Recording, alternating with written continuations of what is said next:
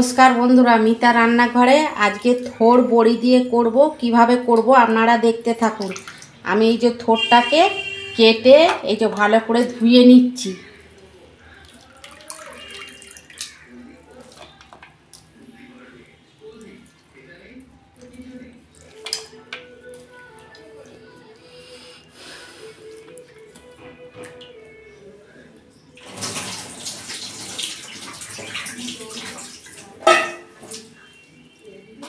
ভালো করে জলটা চিপে চিপে আমি নিগড়ে নিয়েছি। আমি এই যে নুন দিচ্ছি অল্প, আর হলুদ, এইটা দিয়ে আমি ভালো করে চটকে নেব।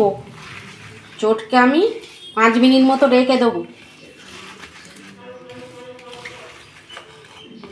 আপনারা এরমভাবে করবেন, দেখবেন খেতে কিন্তু খুব ভালো লাগে।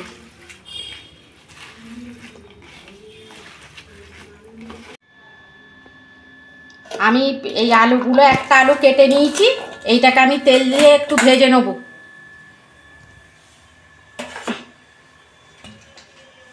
কড়াই তেল দিচ্ছি।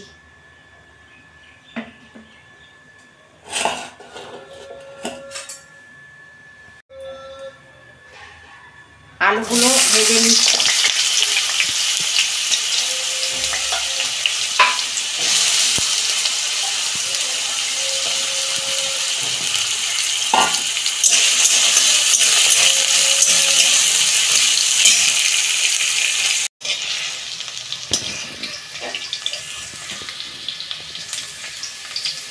আলুগুলো ভাজা হয়ে গেছে, আমি তুলে নিচ্ছি।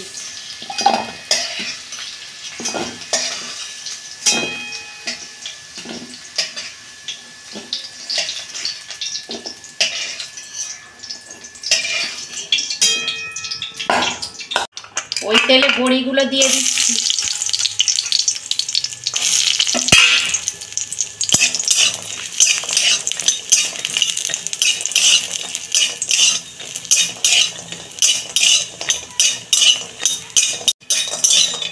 বড়িগুলো আমার ভাজা হয়ে গেছে, তুলে দিচ্ছি।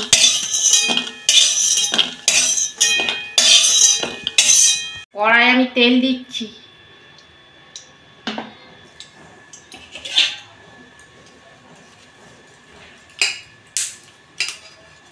ওতে একটা তেজপাতা,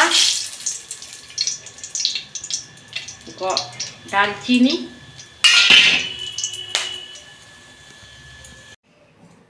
কাঁচা লঙ্কা একটা দিচ্ছি,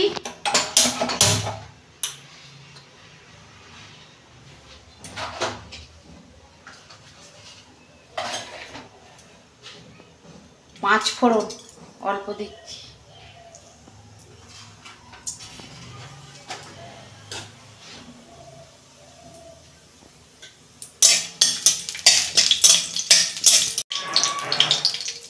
পেঁয়াজ দিচ্ছি,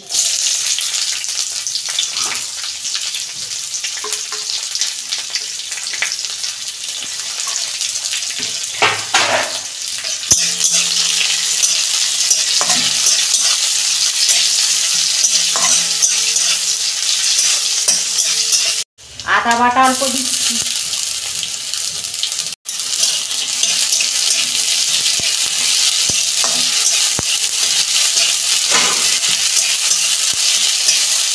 মশলাটা কষানো হয়ে গেছে। আমি এবার এই থোড়টা দিয়ে দিচ্ছি।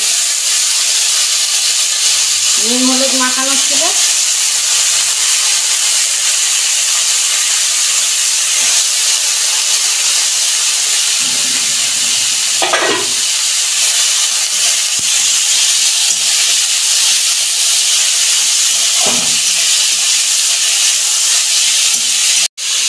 বড়ি আলুগুলো দিয়ে দিচ্ছি।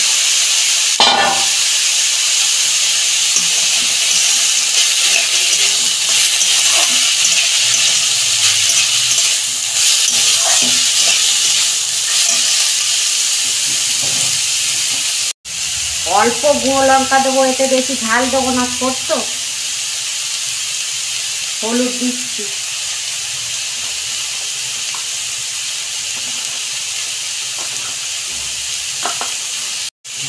জিরে গুঁড়ো দিচ্ছি,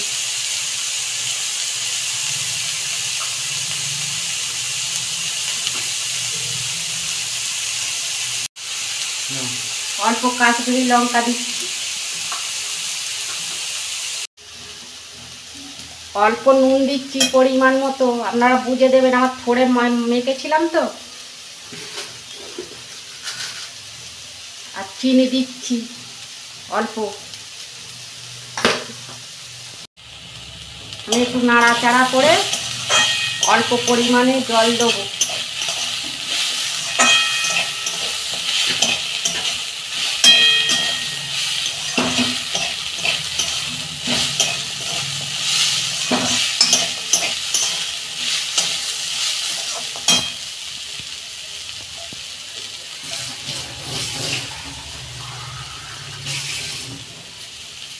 অল্প পরিমাণ জল দিচ্ছি।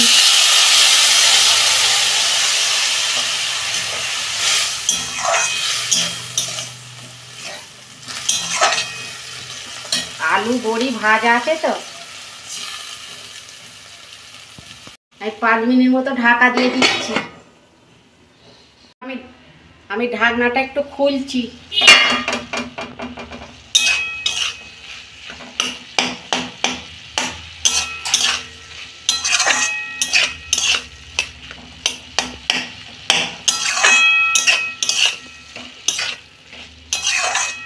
আর 2 মিনিট মতো ঢাকা দিয়ে রাখছি, আর একটু হবে।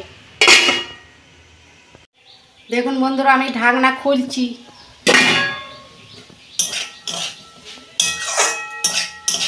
দেখুন কি সুন্দর সিদ্ধ হয়ে গেছে।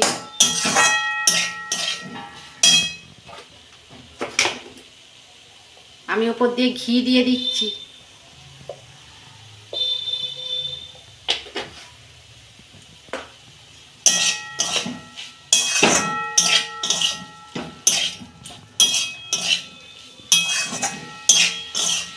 দেখুন বন্ধুরা কি সুন্দর হয়েছে। আমি এবার ঢেলে ফেলছি।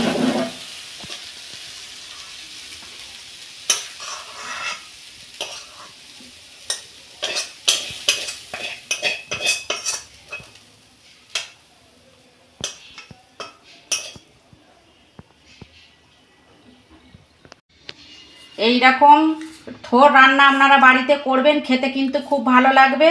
আর আমার রান্নাটা যদি ভালো লাগে আমার পাশে থাকবেন, আর লাইক কমেন্ট আর সাবস্ক্রাইব করবেন, আর শেয়ার করে দেবেন। নমস্কার।